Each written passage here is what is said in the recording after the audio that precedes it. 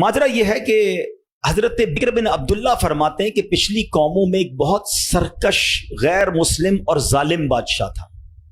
وہ اللہ پاک کی نافرمانی میں حد سے بڑا ہوا تھا. ایک مرتبہ ایک جنگ میں بادشاہ کو گرفتار کر لیا گیا.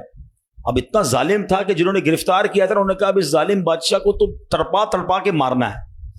طے یہ پایا کہ اس کو ایسا کرو کہ تانبے کی ایک دیگ میں ڈالتے ہیں اور اس کو اونچی جگہ پر لٹکاتے ہیں اور نیچے آگ جلاتے ہیں تاکہ یہ جل بھون کر مر جائے. ایسے ہی کیا گیا. تانبے کی دیگ بنائی گئی, نیچے آگ لگا دی گئی. اب آہستہ آہستہ جو ہے وہ دیگ گرم ہوئی. بادشاہ کی حالت خراب. پوری دیگ گرم ہو جائے تو جسم جھلسنے لگا. اس نے پہلے تو جھوٹے خداؤں کو پکارا, مگر جس ساری زندگی جن کے آگے پیشانی رگڑی تھی انہوں نے کیا جواب دینا تھا؟ کسی نے کوئی جواب نہیں دیا, کوئی مدد نہیں آئی. اللہ اکبر. اب جب سب امیدیں ٹوٹ گئی نا, سب اس کو پتہ چل گیا کہ اب میرا آخری وقت آ گیا, اب میں گیا, اب میں مارا جاؤں گا. تو اب یہ بادشاہ جو تھا مسلمان نہیں تھا. اس نے مسلمانوں کے رب یعنی خداوند قدوس کو پکارنا شروع کر دیا. وہ کہتا ہے یا اللہ یا رحمان یا رحیم مدد فرما دے, اور بلند آواز سے لا الہ الا اللہ پڑھنا شروع کر دیا.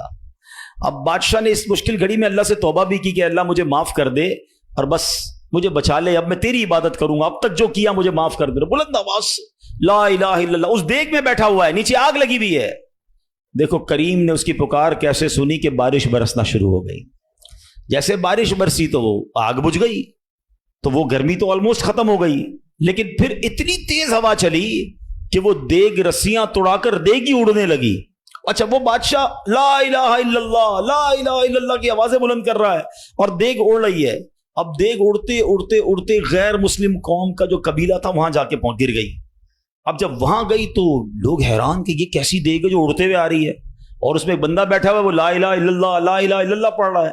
تو جب وہ غیر مسلم قریب آئے تو اس بادشاہ نے باہر نکل کر اپنا واقعہ سنایا کہ سنو, میں غیر مسلم تھا, اپنے اللہ کے سوا جھوٹے خداؤں کی پوجا کرتا تھا, میں نے کلمہ پڑھا, اللہ نے اس مصیبت سے نکال دیا اور مجھے یہاں پہنچا دیا.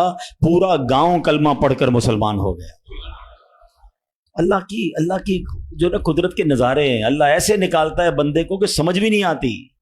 بات وہی ہے کہ دل سے اسے پکارنا ہے, مگر دل سے گر گڑا کر توجہ کے ساتھ فوکس کے ساتھ. پھر دیکھو آپ کی مشکلیں کیسے ٹل جاتی ہیں.